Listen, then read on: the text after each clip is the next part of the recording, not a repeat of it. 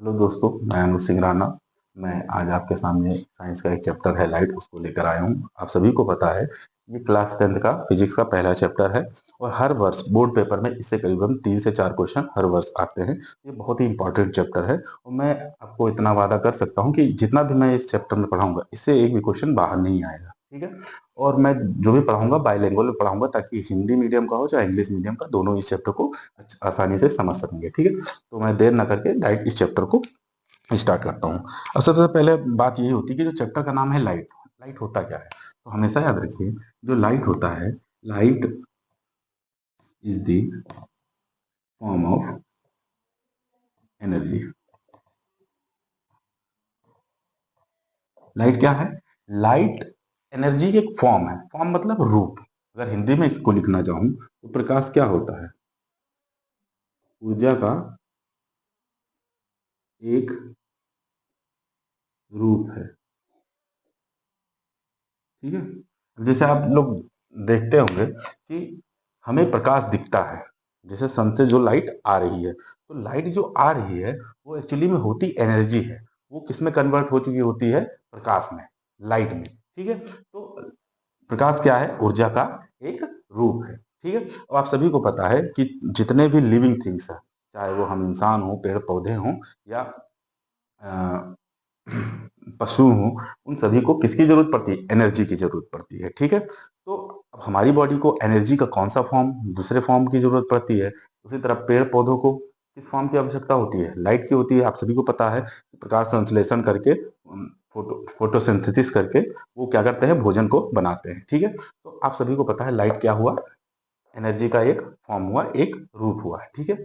अब दूसरी चीज इसमें क्या आपको जाननी चाहिए? लाइट जो होता है वो हमेशा स्ट्रेट पाथ में चलता है। अब आप पूछेंगे सर कैसे? तो आप कभी कभी ये देखते होंगे कि कभी कभी घरों में या खिड़कियों में अगर छोटा सा सुराग होता है और सुबह की जो लाइट आती है किरण, तो आप देखते होंगे वो सीधी सी एक बीम जाती है। आप देखते होंगे एक सीधी बीम जाती है। क्यों? इससे हमें ये पता चलता है कि लाइट क्या होती है? स्ट्रेट पाथ में चलती है। ठीक है। तो लाइट किस पाथ में चलती है? लाइट का जो पाथ होता है वो कैसा होता है? Straight line. ऐसा होता है, स्ट्रेट लाइन होता है।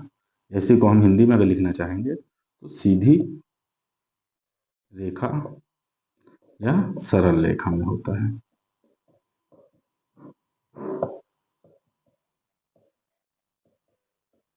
अगली चीज अगर इसकी बात करें तो बेटा इसकी जो स्पीड होती है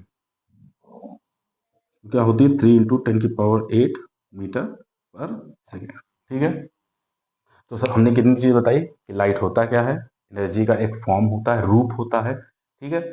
लाइट का जो पाथ होता है वो स्ट्रेट लाइन होता है, सीधी रेखा होता है, और उसकी स्पीड क्या होती है? 3 × 10⁸ मीटर पर सेकेंड। इतनी चीजें आपको जाननी चाहिए।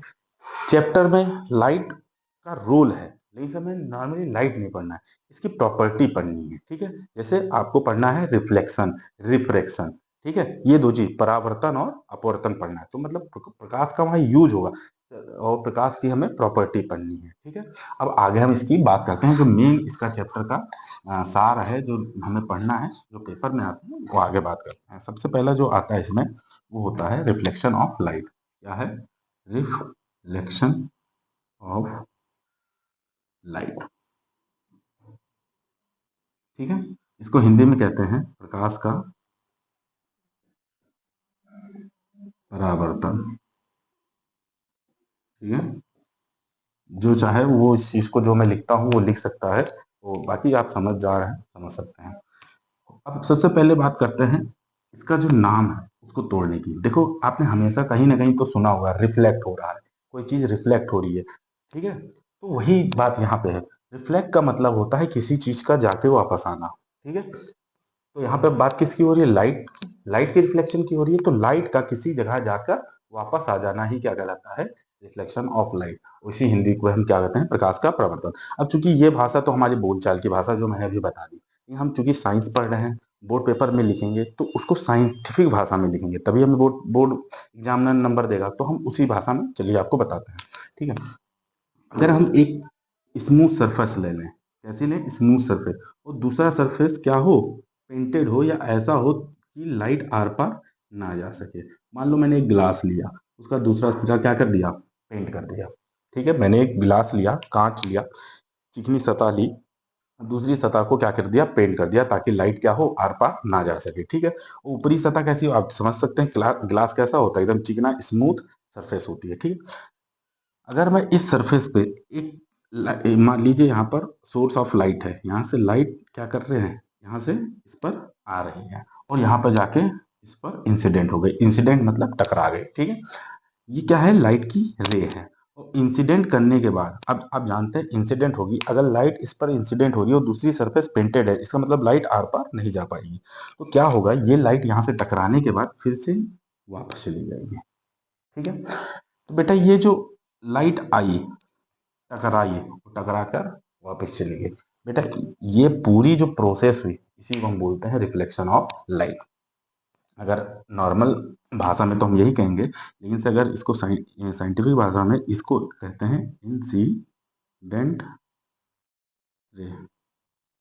ये जो वापस जाती है इसे कहते हैं रिफ्लेक्टेड रे। ठीक है, जिस पॉइंट पर ये टकराती है इसे कहते हैं पॉइंट ऑफ इंसिडेंस। ठीक है, ये जो होती है ये होती है सरफेस। ठीक है, अब क्या करते हैं बेटा, इसका डिफिनीशन बनाते हैं। ठीक है, इस पर अगर हम डिफरेंस डिफिनीशन छोटी सी बनाएं तो डायरेक्ट बोल सकते हैं, bouncing back, bouncing back of light from from इससे पॉलिश सरफेस। अगर पॉलिश सरफेस से कोई रे ऑफ लाइट क्या हो गई, बाउंसिंग बैक मतलब टकराकर वापस चली गई, इसी को हम क्या बोलेंगे, रिफ्लेक्शन ऑफ लाइट। अगर नॉर्मल बड़ी डिफिनीशन बनानी चाहो तो ये भी बोल सकते हो कि if a ray of light incident of a smooth and shiny surface, after incidence it reflect back previous medium, this whole phenomena is known as reflection of light. Hindi में बोलना चाहेंगे तो बोल सकते हो कि यदि कोई प्रकाश की एक किरण किसी पॉलिश और चिकनी सतह सतह पर टकराती है और टकराकर यदि वह पुनः पिछले मीडियम में वापस चली जाती है, तो इस पूरी घटना को हम क्या बोलेंगे, रिफ्लेक्शन ऑफ लाइट। ठीक है, तो इस तरह से प्रकाश का परिवर्तन हम बोल सकते हैं। ठीक है, अब इसी प्रकाश के परावर्तन में या रिफ्लेक्शन ऑफ लाइट में आगे की हम बात करते हैं। हम क्या करते हैं, इसी पर क्या कर देते हैं, एक नॉर्मल खींच देते हैं। नॉर्मल क्या होता है बेटा, नॉर्मली इस पर 90 डिग्री का एक काल्पनिक रेखा हम खींचते हैं, क्या करते हैं, इमेजिनरी लाइन खींच देते हैं, किस पर, इस पॉइंट ऑफ इंसिडेंस पे। ठीक है, यही होता है नॉर्मल।